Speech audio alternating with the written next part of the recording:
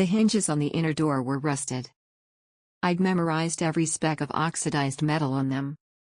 I'd stared at those hinges for exactly 3,668 days. 10 years of shadows. 10 years of suffocating silence. You think you know what fear is. You think it's a sudden drop in your stomach, or a shadow moving in the corner of your room.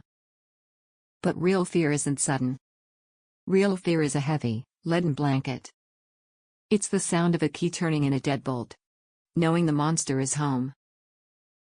His name was Ariel.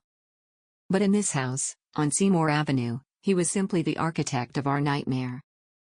He controlled the light. He controlled the food. He controlled the air we breathed. But on May 6, 2013, he made a mistake.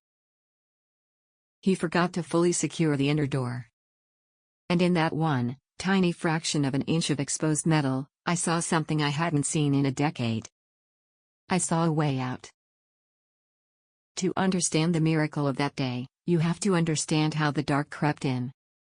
Let me take you back to the beginning. Before the chains. Before the locked rooms. Back to when the world was still bright. It was April 2003. I was just 16 years old. The kind of teenager who worried about curfews, part-time jobs, and what I was going to wear on the weekend. I had just finished my shift at Burger King. My feet were aching, but the evening air was cool and sweet. I was just blocks away from my home. Just blocks away from my bed, my family, my entire life. When a car pulled up beside me, my first instinct wasn't terror. It was annoyance. I just wanted to get home. But the man behind the wheel wasn't a stranger wearing a ski mask. He didn't look like the boogeyman they warn you about on the evening news. He was a familiar face in the neighborhood. A local bus driver. The father of a girl I knew. "Hey, you need a ride?" he asked. His voice was casual. Completely normal. That's the scariest part of this whole story. Evil rarely announces itself with a scream. Usually, it offers you a polite smile and a ride home. I hesitated. My gut gave a tiny, almost imperceptible pull. A whisper of warning. But I was tired. It was only a few blocks. I climbed into the car. I didn't know that the moment the heavy car door clicked shut. The Amanda Berry who worked at Burger King, who loved her family, who had a whole future mapped out, ceased to exist. The drive was a blur. When we arrived at his house on Seymour Avenue, the illusion shattered. The polite neighbor vanished, replaced by something cold and mechanical. He led me inside. The air in the house felt thick, stale, like a tomb that had been sealed for centuries. Before I could process what was happening, before my brain could even formulate the word run, the true nightmare began. The click of a padlock. The cold weight of a chain around my ankle. I remember staring at the metal, my mind refusing to accept what my eyes were seeing. This wasn't a misunderstanding. This wasn't a brief detour. I was a prisoner. The first night was an endless loop of panic and disbelief. I screamed until my throat bled. I pulled at the chains until my wrists and ankles were raw. I thought, surely, someone will hear me. Surely, the police are outside right now. My mother is looking for me. The sun will come up, and this will be over. But the sun came up, and nobody came. The days bled into weeks. The weeks into months. I wasn't the first, and to my absolute horror, I wouldn't be the last. I would later learn about Michelle. I would later cry alongside Gina. 3 separate lives, severed from the world, stacked inside a house of horrors while the neighborhood went on outside. That was the cruelest part. We weren't buried in some remote cabin in the woods. We were right there. In the middle of Cleveland. We could hear the ice cream trucks in the summer. We could hear the snow plows in the winter. We could hear people laughing. Dogs barking. life moving forward just feet away from our prison. We were ghosts, haunting a house while we were still alive. And the man holding the keys. He was a master at making sure we stayed invisible. Time didn't move in that house the way it does out here. Out here, you measure time by birthdays, by holidays, by the changing of the leaves. In there, time was measured by the click of the lock, the creak of the floorboards, the heavy, deliberate footsteps approaching the door. My entire universe was reduced to the four walls of a dingy, suffocating bedroom. The windows were boarded up, sealed shut so tight that not a single ray of genuine sunlight could break through the cracks. Instead, a harsh, unforgiving bulb illuminated my cage, casting long, twisted shadows across the peeling wallpaper. I quickly learned the rules of Seymour Avenue. Ariel didn't have to print them out, he taught them through fear and physical dominance. Silence was mandatory. Crying was a punishable offense. Any attempt to break free, any desperate scream directed at the outside world, was met with a cruelty I can barely stomach to remember. He wanted complete submission. He wanted to erase the person I was and replace her with a possession. But the isolation was a different kind of torture entirely. It was a slow, creeping poison. In the dead of night, my mind would play devastating tricks on me. I would hear my mother's voice calling me from the kitchen. I would feel the summer wind on my face from a memory so vivid I reached out to touch it, only to scrape my knuckles against the rough plaster wall. I was buried alive, forced to watch my own life go on without me and my memories. Then, I learned the most horrifying truth of all. I wasn't his only secret. There was another girl. Her name was Michelle. She had been trapped in this nightmare for almost a year before I even got into his car. Ariel kept us separated, isolated in different rooms like animals in solitary confinement, but the walls of that old, rotting house were thin. I could hear her. The muffled, agonizing cries. The heavy shifting of chains against the floorboards. It was a terrifying comfort, knowing I wasn't alone in hell. But absolutely shattered by the reality that he had done this before, and he had gotten away with it. We learned to communicate in the very narrow margins of his control. A faint tap on the wall. A stifled cough when he was downstairs. It was our way of saying, I'm still here. I'm still breathing. Don't give up. We thought the nightmare had peaked. We thought the house was full. But Ariel's hunger for power and control was a bottomless pit. About a year after my abduction, the heavy front door opened again. The lock clicked. The floorboards groaned. But this time, his heavy footsteps were accompanied by the frantic, terrified sobbing of someone new. Her name was Gina. Gina DeJesus. When I finally realized who it was, my heart completely gave out. Gina was just 14 years old. I knew her. Our entire neighborhood knew her. I remembered seeing her face on the local news, her family pleading through tears for her safe return. And now, here she was, swallowed by the same monster, dragged into the same pitch-black abyss. Ariel thrived on psychological warfare. He didn't just want to control our bodies, he wanted to break our minds. He wanted us to believe that the world had completely forgotten us.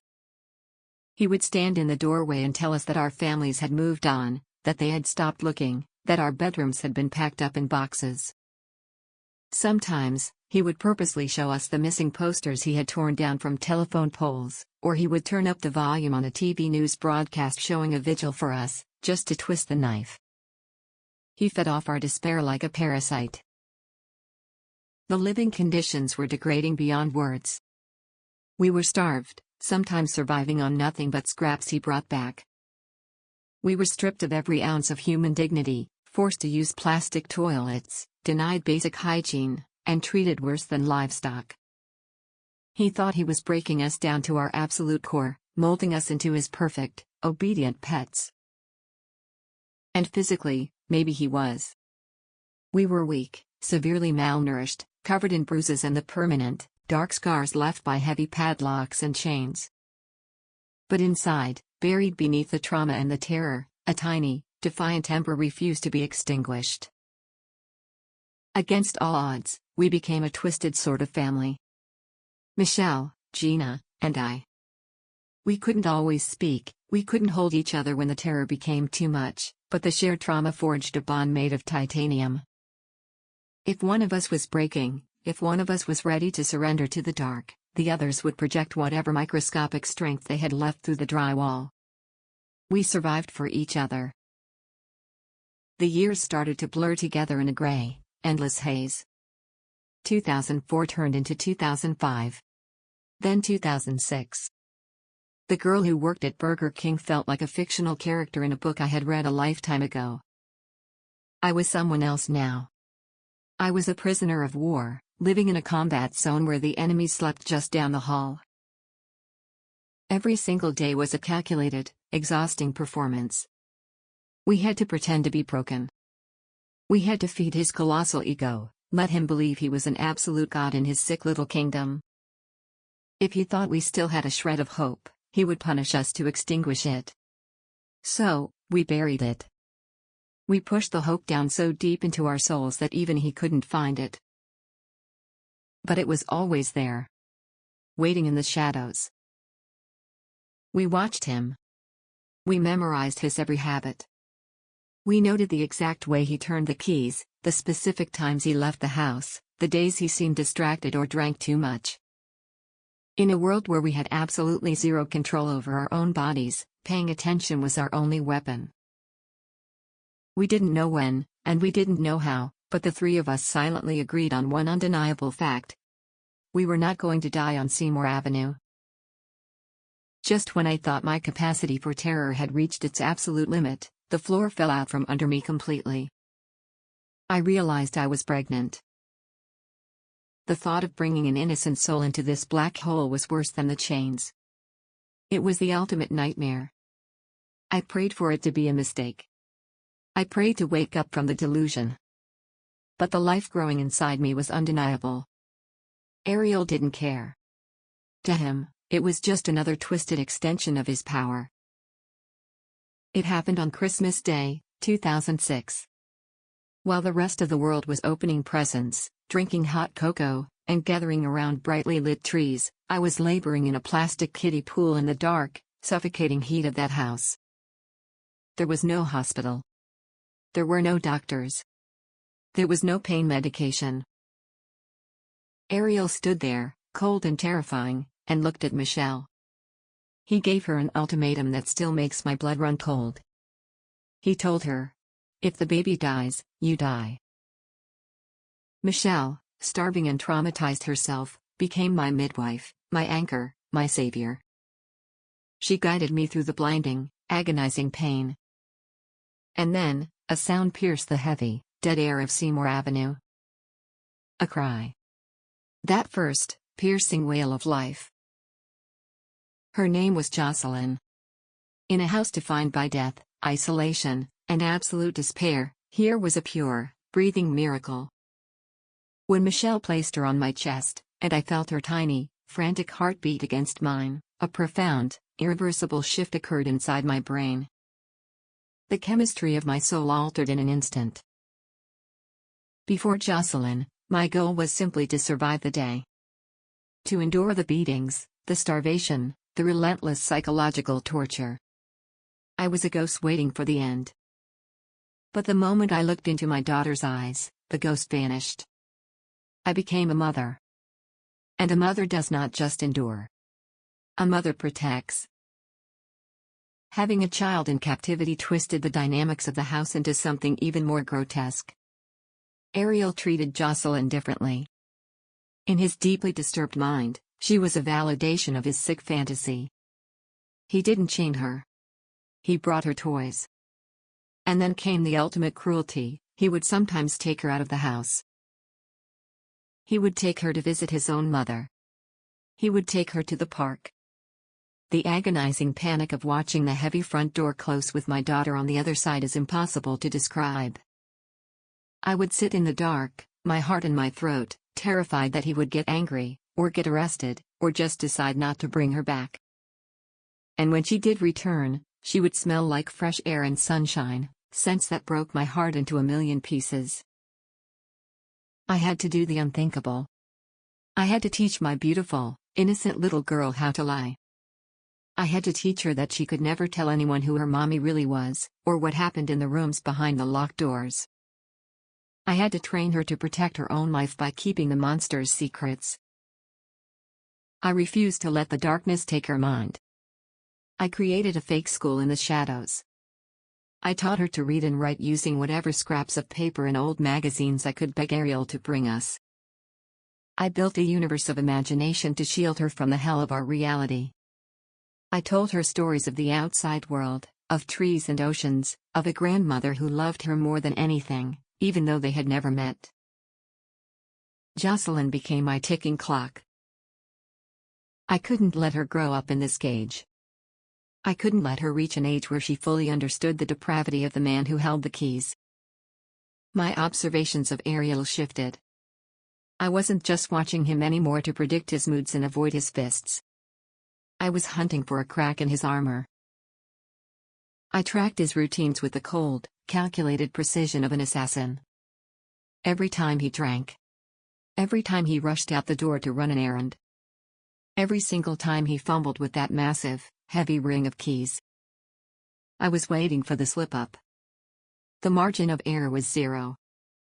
If I tried to escape and failed, he would kill me. And worse, he would have Jocelyn all to himself. Years dragged on. Jocelyn grew older, smarter. Her questions became harder to deflect. The pressure inside the house was building to a boiling point. Ariel was getting older, too. He was a little more careless, a little more confident in his absolute, unbreakable control over us. He thought we were entirely broken. He thought I was just a docile, defeated pet who had accepted her fate. He didn't realize that by letting me become a mother, he had forged the very weapon that was going to destroy him. May 6, 2013. A Monday. To the rest of the world, it was just another start to the work week. To me, it was day 3668. Ariel was getting ready to leave the house to get some fast food. I watched him go through his usual routine.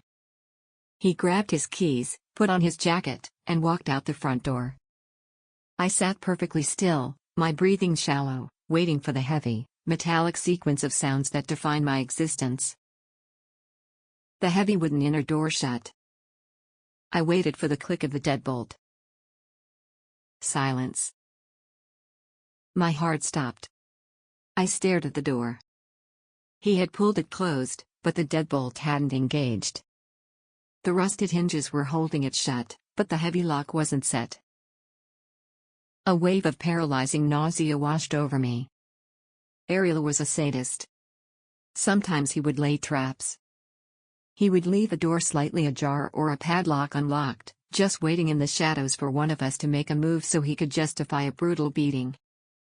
I froze, terrified that if I walked toward that door, he would burst out from the hallway, his eyes wide with rage. But then I looked at Jocelyn. She was 6 years old, sitting quietly on the floor, playing with a broken toy. I looked at her face, her innocent eyes that had only ever known the inside of a prison. The maternal instinct overrode the paralyzing terror. I didn't care if it was a trap. I didn't care if he killed me. I was not going to let her spend day 3669 in this hell. I stood up. My legs felt like they were made of lead, trembling so hard I could barely walk. Every floorboard that creaked sounded like a gunshot. I reached the wooden door. I put my hand on the cold brass knob. I turned it. It gave. I pulled the heavy wood back. Between me and the street was only the aluminum storm door. It was locked from the outside, but the top half was a screen. For the first time in 10 years, there was no solid wood blocking my view. I could see the porch. I could see the sidewalk. I could see the sun shining on Seymour Avenue. I grabbed the handle of the aluminum door and rattled it with everything I had. It wouldn't budge. Panic seized my throat. I was so close. The air outside smelled like spring, like wet grass and exhaust fumes, and it was the most intoxicating thing I had ever breathed. I pressed my face against the screen and screamed. I screamed with 10 years of repressed agony. I screamed with the strength of a mother fighting for her child's life. Help. Help me. Somebody, please help me. People were walking outside. Neighbors. I could see them. A man across the street looked over. Charles Ramsey. He heard the screaming and came walking toward the porch. Another neighbor, Angel Cordero, rushed over too.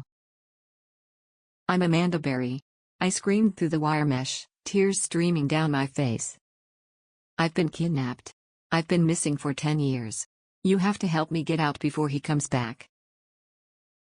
They looked confused, then shocked, and then the adrenaline hit them too. The door wouldn't open. So, they started kicking it. They kicked the bottom aluminum panel of that cheap storm door until it warped, bent, and finally busted open, leaving a jagged, narrow hole at the bottom. I didn't think twice. I grabbed Jocelyn and shoved her through the broken metal. Then I squeezed my own body through the gap. The metal scraped my skin, tearing my clothes, but I didn't feel a thing. I fell onto the porch. My hands touched the dirty concrete of the outside world. I scooped up my daughter and ran. We ran to the neighbor's house. My hands were shaking so violently I could barely hold the phone when they handed it to me. I dialed 911. Help me, I gasped into the receiver, my voice completely frantic. I'm Amanda Berry. I've been kidnapped, and I've been missing for 10 years. And I'm here. I'm free now. Within minutes, the sirens wailed. It was the most beautiful sound I had ever heard in my entire life. Police cruisers swarmed the street, their red and blue lights washing over the peeling paint of the House of Horrors. The officers ran up to me. Are there others? They asked. Yes, I sobbed, pointing a shaking finger back at the house. Michelle Knight and Gina DeJesus. They are inside. You have to go get them right now. I watched as the police drew their weapons and breached the house. They didn't bother with the rusted locks. They kicked the doors off their hinges. Minutes later, they emerged. Michelle. And Gina. Seeing them walk out of that front door, blinking in the harsh, unfiltered sunlight, is an image burned into my soul forever. We collapsed into each other's arms on the street, surrounded by police officers and stunned neighbors. 10 years of suffocating silence ended in a chorus of heavy, weeping sobs. We weren't ghosts anymore. We were flesh and blood, and the world finally saw us. Ariel Castro thought he could erase us. He thought he could steal our lives, our youth, and our hope, locking them away in a dark, rotting house on Seymour Avenue.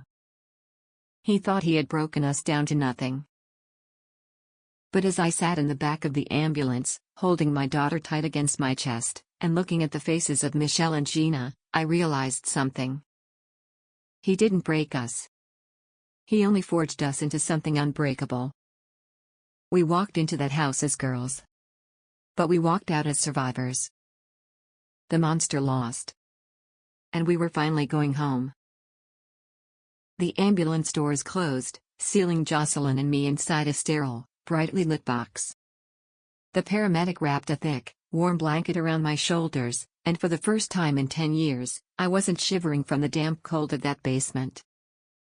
I watched the city fly by through the small, tinted window. Everything was moving so fast. The colors of the cars, the neon signs of storefronts, the sheer volume of space, it was dizzying. My brain, conditioned to process nothing but a 10 by 10 foot room, was completely overloaded. They took us to Metro Health Medical Center.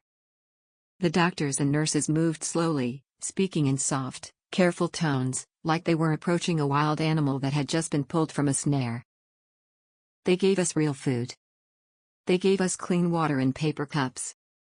It felt like I was learning how to be a human being all over again. But the hardest part of waking up from a 10-year nightmare is realizing that the world didn't freeze while you were gone. Time had marched on, ruthless and indifferent. When the door to my hospital room opened and my sister, Beth, walked in, my knees gave out. We clung to each other, weeping so violently that it felt like our ribs would crack. She smelled the same. She felt the same. But as I looked over her shoulder, waiting for the one face that had kept me alive in the dark, the air left my lungs. "Where is Mom?" I asked, my voice barely a whisper. Beth held my face, her tears mixing with mine, and delivered the blow that Ariel Castro had stolen from me. My mother, Luana, the woman who had endlessly championed my search, who had gone on national television begging for my return, who had kept my room exactly as I left it, had passed away in 2006. They said she died of heart failure, but everyone knew the truth. She died of a broken heart. The grief was a completely different kind of suffocating heavy. Ariel didn't just steal my 20s. He stole my chance to say goodbye. He stole my mother's peace. While we were weeping in that hospital room, the police were tearing Seymour Avenue apart. They found the chains. They found the heavy tape. They found the diaries we had kept, written on scraps of paper, documenting the sheer horror of our daily existence. The house was a monument to his depravity, and the whole world was finally looking inside. They caught him that same day. The architect of our misery, the man who thought he was a god, was arrested in a McDonald's parking lot. The banality of it was sickening. He was just sitting there, eating fast food, while our lives were being fundamentally reconstructed. The media circus that followed was deafening. Helicopters circled the hospital. News vans lined the streets. The whole world wanted to know what happened inside the House of Shadows. But Michelle, Gina, and I made a silent pact. We were not going to be defined by the worst things that had ever happened to us. We were not going to let Ariel Castro write the ending to our story. When the time came for justice, the legal system moved with a swift, merciless efficiency that he never afforded us. He was indicted on 937 criminal counts. Kidnapping, rape, aggravated murder for the miscarriages he forced upon Michelle. He was a coward to the very end. He pled guilty just to avoid the death penalty. I didn't go to the sentencing. I didn't need to look at his face ever again. But Michelle did. She stood in that courtroom, looking the monster directly in the eye, and told him that his hell was just beginning.